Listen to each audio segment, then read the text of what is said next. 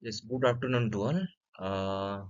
This topic is related to our bio-waste resources for sustainable food, energy, and environment. And myself, Dr. Prakash Sarangi, working as one senior most scientist in Central Agriculture University in Manipur.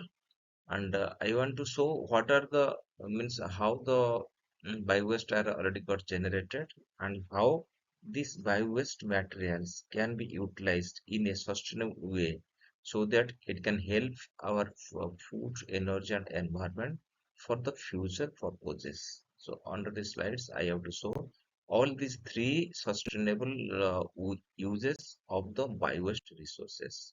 So it is our main theme that how we can just go for valorize and we can go for its value addition as well as go for the industrial importance products or compounds and finally go for its circular bioeconomy. Main concept of the circular bioeconomy is that we have to close the loop. Means this loop has to be closed so that when a one product is got started or it is got generated, its all its value has to be circulated in the sense of your bioeconomy purpose. So it is the one case also. I have showed that why we need this resource recovery. It is for food, energy, and environment. And what are the you can tell concept or the technologies for resource recovery? That may be some of the biotechnology also go for thermological. And what are the resources? Means we are basically focused on the bio waste resources. So one of the its example I have taken on a pineapple waste for energy, food, and environment. As you know that there is a huge accumulation of agro-industrial waste materials. It is nothing but due to the huge industrial applications for various industrial sectors, which is accounting about 500 million tons per year in India. So all are the such type of the materials coming from this mining, sugar industries, fermentation. There are a lot of industry are there. We can getting lot of this waste materials as their byproducts. And you are all known that what is your biomass. What are the also there is a huge share of your agro residues. That is your storm comes also there maize every just you can see that our house also you go for bran also because when you can see example of your other crop or any sorts of agricultural products you have to see that such type of residue got generated and it is estimated that about 74 percentage of all types of residues which account for billion tons per year is coming from all from only cereals products means you can imagine that how these cereals can contribute a huge amount of waste materials per year throughout the world.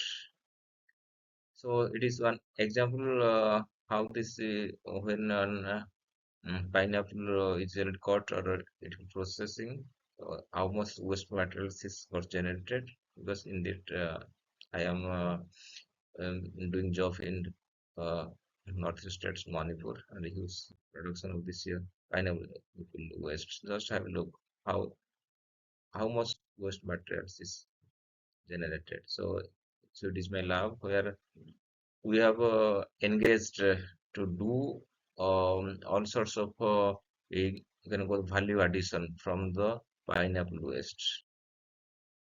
So the drying of the pineapple, the peel inside the dryer, and we can also account that one pineapple fruit.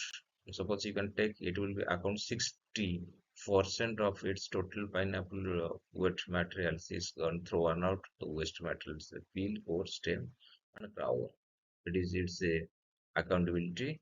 Another is also one the part is to promise when juice is collected from that pineapple. Its pomage part is also left. So it is one graphical representations. You can see that some of the means food materials also.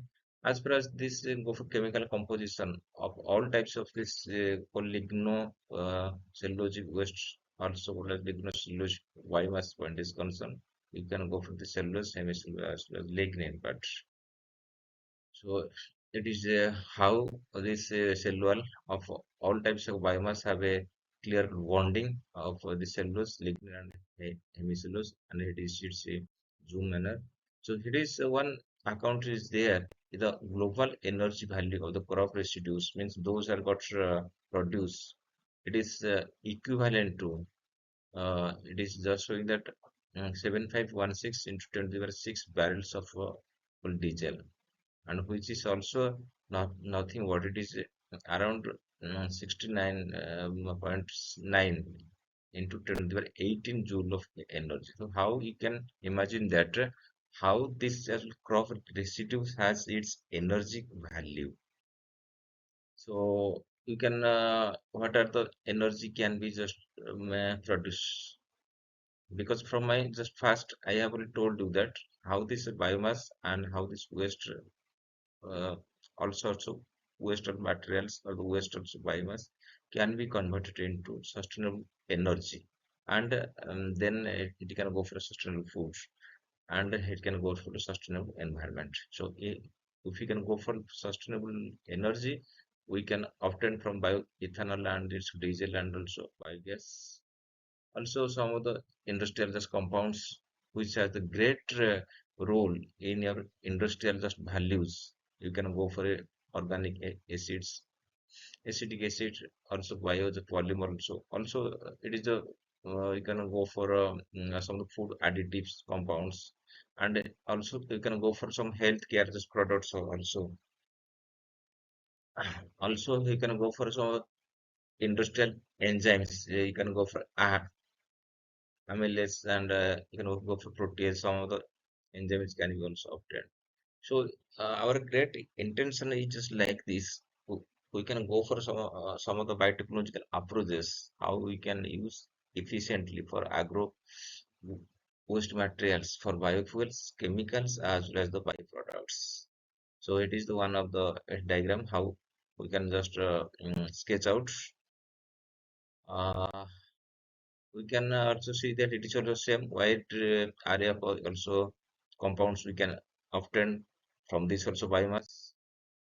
Here, all sorts of these compounds is already almost reached. We have started in my lab how this pineapple waste can be go for also it you can go ferulic acid, citric acid, succinic acid, lactic acid. Also, you can go for bromelain. Now also we can obtain the pectin also and some of the phenolic actives. All sorts of value added just compounds, and those have the highly industrial value can be obtained from these waste materials, and from this also bio waste materials. From this case, we have done from this all sorts of compounds from the pineapple waste. It is the just conversion just technologies, as I have already just mentioned you. One is thermochemical, one is called biochemical, and if you can go for this fermentation one, also we can just go for its uh, in the starting case we can go for its biomass, which is called as lignocellulosic one. After that, we can go for its just pre-treatment. After hydrolysis, we can go for its value-added compounds. And if you we can combine this means biomass to go for biorefinery case, there are a lot of just good things we can got: the fuel, solvent, bulk chemicals, and plastic fibers, etc. So it is also same. We can go for all sorts of these solvents and bulk chemicals and plastics from these grain materials. And if we can replace these grain materials to your food processing waste material also we can got uh, one it is called bioethanol. Almost everyone is known to this. I don't want to explain so many times. only my just emphasis that I want to explain with you some it is low cost and renewable organic resources and which are uh, coming from the agro and all sorts of the food waste materials. So for this reason, I am telling that it's agri-food waste materials and which are renewable organic resources, and it can go for just 2G ethanol. Almost all are just knowing it is, so it is nothing to explain what are the methods and how also it can be obtained. We can, and here also I have to show there are four types of fermentations for ethanol, and all have to be known that because when we can go for this also to biomass the processing, our main target should be how all this how this sugar means the starch contents has, has to be accessible go for fermentation case. So for this case we have to the starting case we have to go for its freezer treatment, and here wide array of very long array of just methods of free treatment. You can go for acid, alkali also. Also, nowadays some biological methods can be adopted for the free treatment process. Here we can show that what are the main obstacles and bottlenecks. We can see that as you know that this all types of this bio-waste materials having C6 and C5 these carbon dust compounds. So these C6 and C5 all these carbon dust compounds having has to be also valorized. So it is one of the we can tell as bottlenecks in case of the bioethanol production, as well as the in major case you can show that for the biomass just conversion, we can show that the maximum and some part is just shared through the lignin part. So our aim is to how to just this lignin part has to be also just degraded, also lignin part has to be separated. So it is the one of the just you can go for the bottlenecks for this bioethanol production. So it is nothing to be explained, as you know that the step one is called biomass has to be pre-treated. After that is called cellulose hemicyl hydrolysis. After that the hexose and or the pentose has to be like fermented. As you know that all sorts of this biomass having C6 and C5 is carbon compounds.